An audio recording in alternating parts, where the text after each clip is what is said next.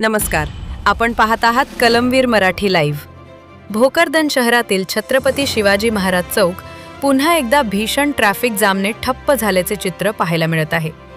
सायंकाळच्या वेळी या चौकात वाहनांच्या लांबच लांब रांगा लागत असून पायी चालणाऱ्या नागरिकांना जीव मुठीत धरून रस्ता ओलांडावा लागत आहे. विदर्भातील बुलढाणा, मलकापूर, शेगाव तसेच जालना, सिल्लोडकडे जाणारी वाहने याच मार्गाने जात असल्यामुळे चौकावर प्रचंड ताण निर्माण होत आहे. वाहन चालकांना मोठी कसरत करत वाहने चालवावी लागत असून सामान्य नागरिकांना याचा मोठा त्रास सहन करावा लागत आहे. नागरिकांची शासनाकडे एकच मागणी: भोकरदन शहरासाठी तातडीने बायपास रस्ता किंवा उड्डाणपूल उभारण्यात यावा. अन्यथा दिवसेंदिवस वाढणारी वाहतूक भविष्यात आणखी गंभीर समस्या निर्माण करू शकते. प्रशासन आणि शासन या गंभीर प्रश्नाकडे नेमके कधी लक्ष देणार? भोकरदनकरांना ट्रॅफिकमधून दिलासा कधी मिळणार? याकडे आता संपूर्ण शहराचे लक्ष लागून आहे.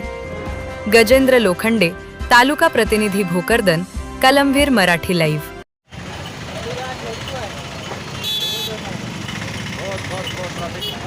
नमस्कार, मी गजेंद्र लोखंडे. आपण पाहतात कलमवीर मराठी लाईव्ह चॅनल. भोकरदन येथील छत्रपती शिवाजी महाराज चौकामध्ये नेहमीप्रमाणे संध्याकाळच्या वेळेला या ठिकाणी ट्रॅफिक आपल्याला पाहायला मिळत आहे. या भोकरदन शहरातील हे वर्दळीचा रस्ता असून या ठिकाणी विदर्भामध्ये जालन्यासाठी, सिल्लोडसाठी या ठिकाणी मोठ्या प्रमाणात वाहनाची ये जा होत असते. या भोकरदन शहरामध्ये बऱ्याच दिवसापासून बायपास रस्त्याची नागरिकांची मागणी असून अद्यापपर्यंत शासनाने याकडे कोणत्या प्रकारची दखल घेतली नाही.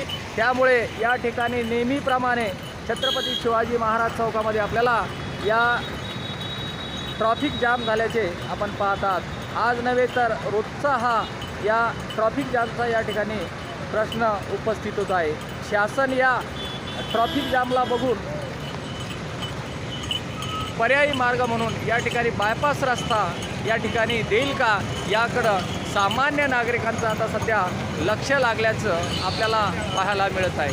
कलमवीर मराठी लाईव्ह, गजेंद्र लोखंडे, तालुका प्रतिनिधी, भोकर.